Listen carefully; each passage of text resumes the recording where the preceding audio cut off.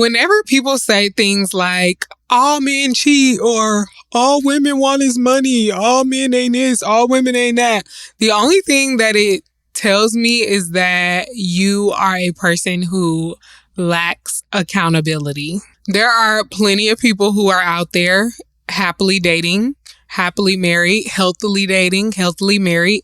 So it can't be impossible, can it? If people are doing it. But what is possible is that you have a certain type that you go after, and that is why you continuously end up in the same toxic cycles, or you continuously end up with the same prototype or type of man or type of woman that you end up with. So today we are talking about how you can change your type, why it is that you keep attracting F-boys, and how you're going to change your type. So before we get into today's video, my name is Shanti Ringfield. Do not forget to subscribe to my channel and follow me across all social media platforms. I'm on Instagram, I'm on TikTok, I'm on everything. Follow me, engage with me, and yeah, let's get into today's video. I'm going to tell you something that your friend's probably scared to tell you, but I ain't scared because you can't whoop me. But if your type is constantly dragging you, if your type is keeping you in toxic situationships or toxic relationships, or if your type is just not making you happy and healthy, if your type does not allow you to be calm and healthily in a situation or relationship or whatever it is that you got going on, then you might need to change your type, point blank, period. One of the main things that I prayed for in my early to mid 20s was for God to change my type of men and to change my palette, because I knew that I was attracted to F-boys. I knew I was. I wasn't delusional about it. I knew that that's what I was attracted to. That's what I thought was cute at the time. I even remember meeting this one guy, and he was so sweet, bless him. But I remember meeting this one guy, and I would complain to my friends about things like, he's so clingy, like he's always all over me. And really, he just liked me, right? He just liked me, and I had liked him at first until things progressed, and I was like, ooh, he do too much. But really, he wasn't doing too much. I was just emotionally unavailable. So later on, I ended up dropping him to date somebody else that was emotionally unavailable. And I didn't realize until later on I'd healed and, worked on myself that, dang, I mean, that's how somebody acts when they like you. I was so used to the roller coaster or hot and cold, on and off type of guy and type of emotions that I wasn't even really receptive when I met somebody who liked me and was consistently showing interest. I felt smothered. I'm like, oh my gosh, you're doing way too much. But really, it was just me. It wasn't really that he was being too clingy. I just wasn't in that space. I was emotionally unavailable, and I really ain't had no business dating, to be completely honest. And I say that because what you choose to entertain says way more about you than it does the entire gender. Like, babes, no, just because you keep choosing emotionally unavailable men does not mean that all men are emotionally unavailable. That's what you keep choosing. Just because you keep choosing liars or cheaters does not mean that the opposite gender is full of liars and cheaters. Maybe that's what you keep choosing. You gotta have some sense of accountability for your actions, or else you will never be able to change them. If you don't hold yourself accountable for who you choose to entertain, then you will never be able to choose something different. Because when you're not holding yourself accountable, the power is not in your hands. The power is in everybody else's hands. You got to sit around and wait for everybody else to change. No, if you keep ending up in the same situations, it's because you keep choosing to. And it just is what it is. But the good thing about it is that we can change our types. Woo! Thank God. So let's talk about a few things, a few mental shifts that help me to stop entertaining F-boys. Doesn't mean that they're not still attracted to me, but it does mean that those are not the type of guys that I give the time of day anymore. Because you really can't help who's attracted to you, but you can help who you choose to entertain, who you're giving your time to. So number 1 is self-reflection. Identify what it is that keeps attracting you to your type, and also identifying the role that you have played in previously unhealthy relationships. So I know for me personally, I used to love the thrill. I used to live for the chaos, the unpredictability, which I know sounds so toxic, and it was, but I used to love it. I used to eat it up. I used to love the highs and lows, like roller coaster emotions. And it used to constantly keep me entertaining, like emotionally unstable, chaotic, the roller coaster men, because men who kept me like on my toes in the worst way though, in the worst way. And it kept me entertaining those type of guys because that's what I liked. I liked the thrill. I liked the fun of it. That's not fun to me no more. It's really not. Now it's like, oh, okay, I don't have time for this. Bye. You know, if I'm talking to somebody or dating somebody now who's hot and cold, if I can't tell if you like me or not, don't even worry about it. I'm not even going to try to figure it out because I don't have time. As opposed to then, it was like, I liked the uncertainty. I don't know, y'all. Something in my brain. I liked the uncertainty. And honestly, I feel like when you like inconsistency, not even when you like, because if you were to ask me then, I wouldn't say I liked inconsistency. I would tell you I wanted somebody that was consistent, but what was I entertaining? I was entertaining the inconsistency. And when I met somebody who was consistent, I was like, ooh, you're doing too much back up. But I feel like a lot of times when you like that or when you're drawn to that, it can be an identifier that like, that is what you know as love. That's what like you associate love with. And it may be because of an inconsistent parent that you had in your life, or it may be because of something else that happened to you.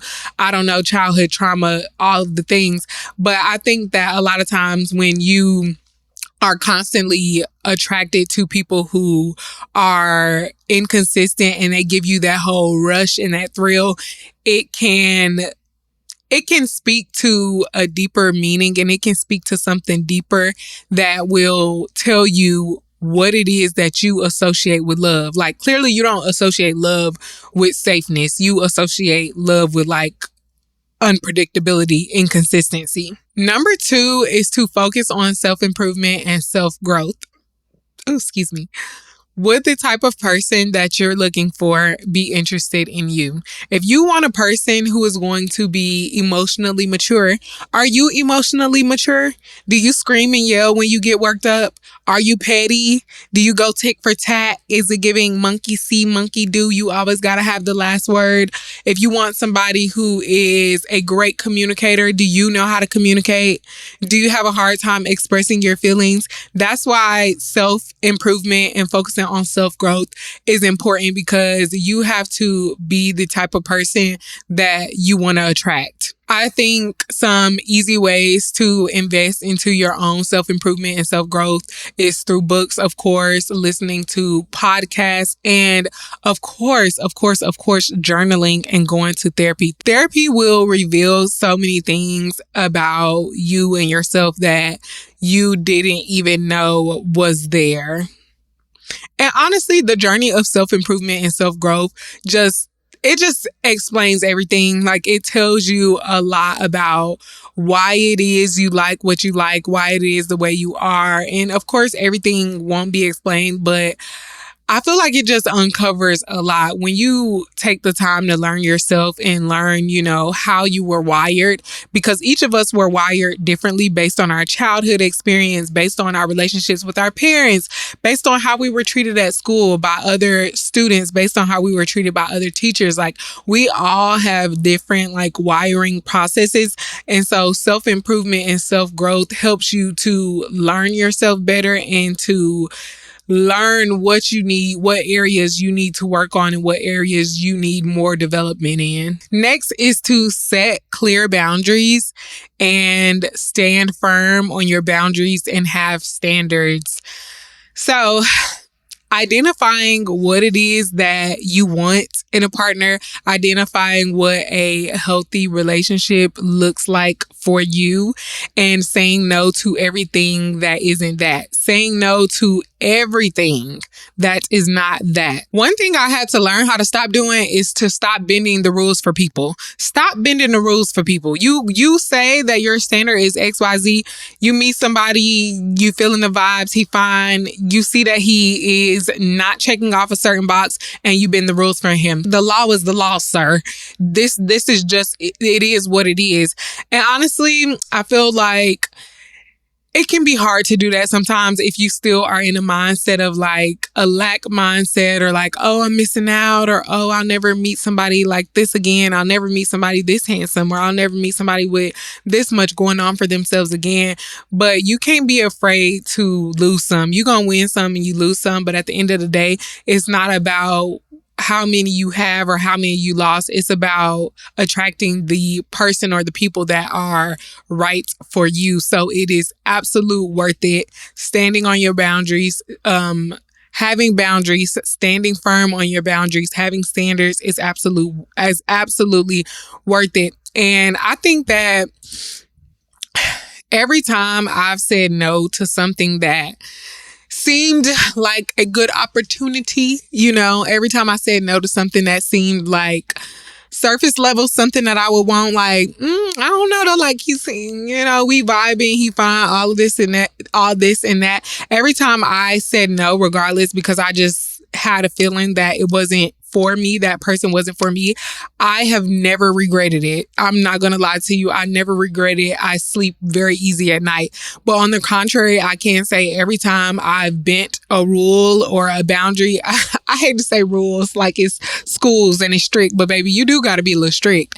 But every time I've bent my standards for somebody, I have regretted it every single time. Like, for example, I was friends with this one guy and we ended up dating, and there were so many things that I knew wouldn't work for me that I accepted with this person because I'm like, we're friends. He's a good person. He's this, he's that. Every time I've ever done that, I've regretted it. Every single time. So that alone has caused me to be more firm about what I want and what I don't want. And plus, I've done a lot of self-discovery. I know me. I know what works for me. I know what doesn't because I've already experimented. Okay. I trust me. I know. So it really just helps me, and it helps you to not waste your time, and honestly to not be wasting other people's time either. A real example is that if you know you want a relationship, and you're talking to somebody and he tells you, I'm not ready for a relationship yet. Like, I really like you and I want to continue this, but I'm not ready for a relationship. If your boundary is not furthering a situation or whatever with somebody who clearly states to you that they don't want a relationship because you're serious about wanting a relationship, and maybe you want to get engaged in 2 years and married in 3, whatever your timeline is, then it's like, don't bend your rules for that person. Don't say like, oh, but he's so sweet, or oh, but it's my homeboy and I can change him and la la. Like, no. Don't bend your rules for that person. Simply move on. And it's no hard feelings. Like, babes, no hard feelings against you. This is just not what I'm looking for. You got to be okay with that. This is just not what I'm looking for. This is not what I want. And it's okay.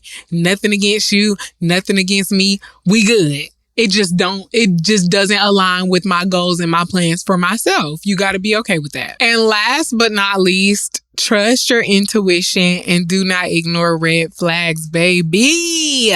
When I tell y'all, when I was toxic, red flags used to look like Six Flags for me, okay? I loved a good roller coaster. I loved a good challenge. Like, seriously, I loved a good challenge. Like, toxic me literally would have been like, oh, you're not ready for a relationship? We'll see. Like, and that is just not the way that a healthy person thinks.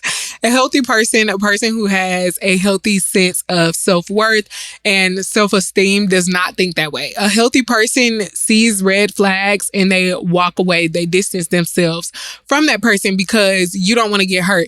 And honestly, if you see that a situation is dangerous or risky, it is very unwise to try to put yourself in that situation anyways and think like, oh, I can change him though, or oh, like he'll change for me, but he really likes me. You not only, I'm not gonna lie. Sometimes it works. Like sometimes you can get that person to be in a relationship, or sometimes they will like you, but also you will end up having to work very hard for that relationship or to get your desired outcome because it's not in alignment and that person doesn't really want the same thing. And it's just more hassle than what it's worth. Like, love is not supposed to be some hard, grudgy, difficult, my fingernails bleeding. Like, it's not supposed to be all that. Like, you're not supposed to be working that hard, baby. This is not supposed to be like some super heavy school project with all of it, like bending over backwards. It's not supposed to be the circus. Like, it's not supposed to be all of that. So although you can sometimes still get your desired outcome, even with setting ultimatums, that falls into here. If you got to set an ultimatum for somebody, babes, you need to leave him. But when you have to do the most, when you have to bend over backwards, you're going to end up working too hard in that relationship. And I just don't know any woman on earth who wants to work so hard for a person to like them. Like, I don't want the struggle love. I don't want the struggle love. I don't want the baby boy love. Save it. I don't want it. I want my love to be easy, relaxing, calming, peaceful, and not easy in a way like I don't have to work for anything, but it literally should not feel like pulling teeth to get somebody to like you or treat you well or commit to you. And yeah, like treat red flags as they are. Honor your intuition, your gut feelings. There were so many times that I had prayed about things or had a dream about something and just completely ignored it because I wanted to do what I wanted to do, honestly. And I've always regretted the times when I didn't follow my intuition. So yeah, follow your intuition. Don't ignore red flags because they're not meant to be ignored. And yeah, that's all I have for today. I hope today's video was found helpful to somebody. If you have any more tips to give, leave them in the comments below. Do not forget to subscribe to my channel and follow me on TikTok and Instagram at Shanti Ringfield. I love y'all. I will see y'all on my next video. Bye.